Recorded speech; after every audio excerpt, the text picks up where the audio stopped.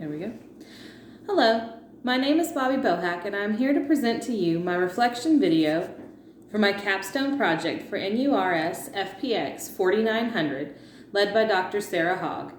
I will also be discussing my personal and professional development through the course of attending Capella University for my RN to BSN journey. I met with the subject for my capstone project 4 times over the course of the previous 2 weeks, several times in person at his home, once over the phone, and the 4th time we completed a Zoom meeting. This was actually the first teleconference the subject, my brother-in-law, had ever participated in, and it was an exciting moment for him. At the age of 55, he had begun to realize that technology was going to begin becoming a necessary part of his everyday life, and an even more important part of his future medical care, as his primary care provider utilizes these teleconferences to see patients in a more efficient manner. It was surprisingly satisfying for both of us to complete the 4th meeting in this manner. He was able to work through his technical difficulties and initiate a Zoom meeting, and I had the experience of a student learning something and then putting it right into use before my eyes.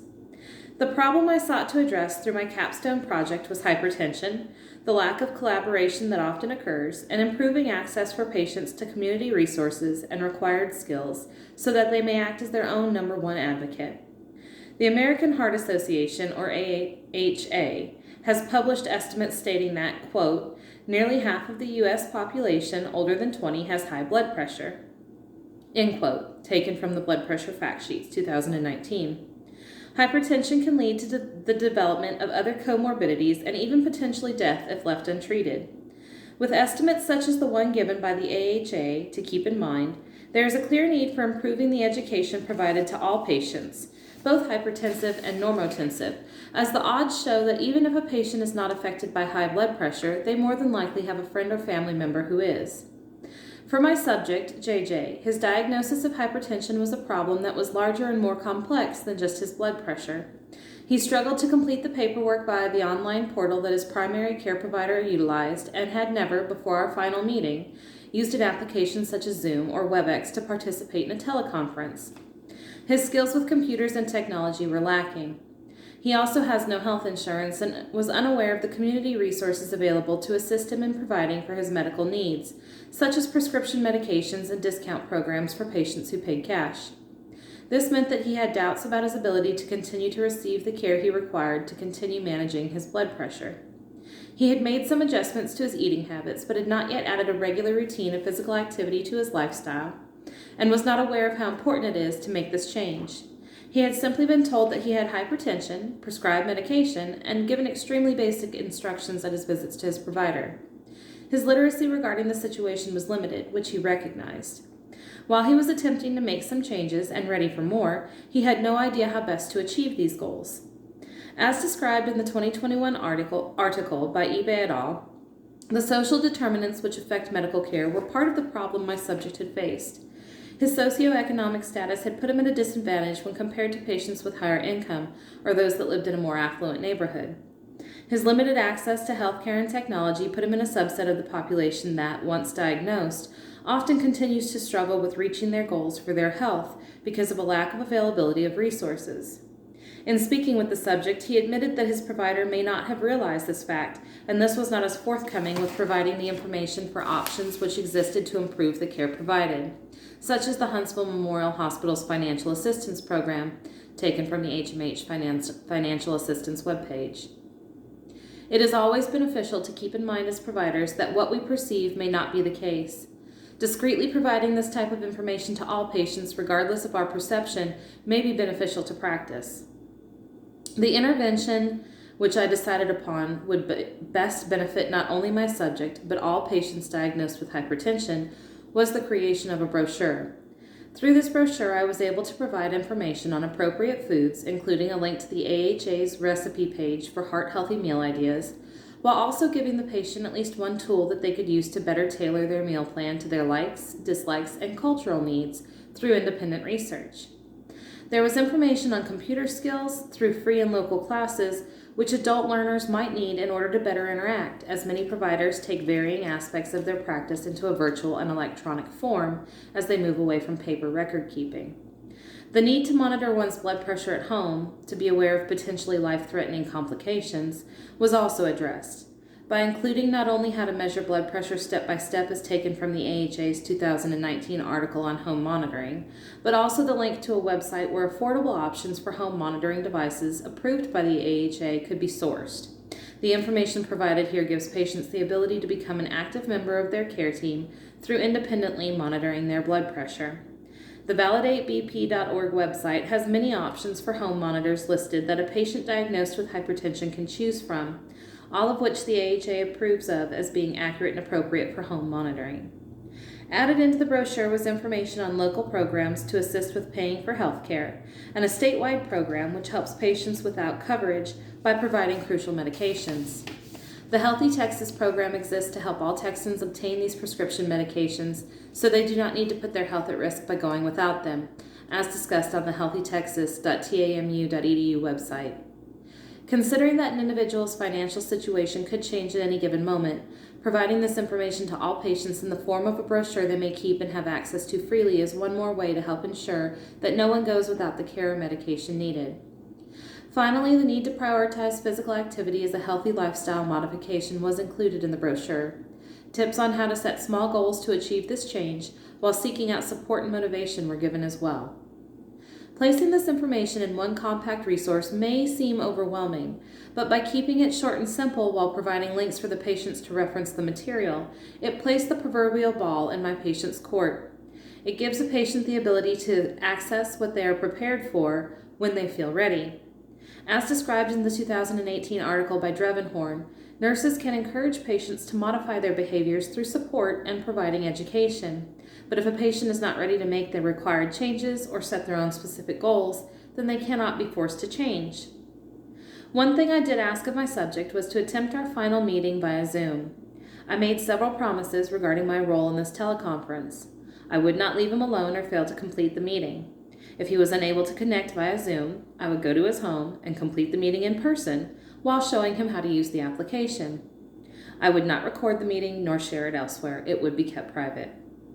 Through the course of a few phone calls for technical support, the subject was able to install the app and join our scheduled meeting. I shared the brochure on screen, sent him a copy of the file, and walked him through printing it out double-sided so that it folded into a brochure and stayed available until he proudly displayed the finished product on his end. The subject proclaimed that this was his, quote, favorite moment in the whole project because now he can do these video visits with his doctor and not miss work, end quote. Knowing that the subject now had at least a few additional tools in his arsenal to use towards advocating for himself and managing his blood pressure was one of the most satisfying moments of the entire Capstone project. At this point, it is early in knowing how often the subject will actually use the tools provided in the intervention or how useful they may turn out to be in the long run. He did state that everyone seemed, quote, so unbelievably easy to start doing on his own, end quote. One of the biggest challenges was finding a way to keep the subject engaged in online and virtual tasks. He admitted repeatedly to not being a, quote, techie person, as he described. It did seem, though, that once he became engaged, he genuinely was enjoying his newfound skills. The most obvious positive effect seen was the subject's engagement level and pride in being able to navigate these resources independently. He previously had relied on his wife to do all of this work for him when it came to emails or anything online, such as using his patient portal to enter information prior to his visits with his provider.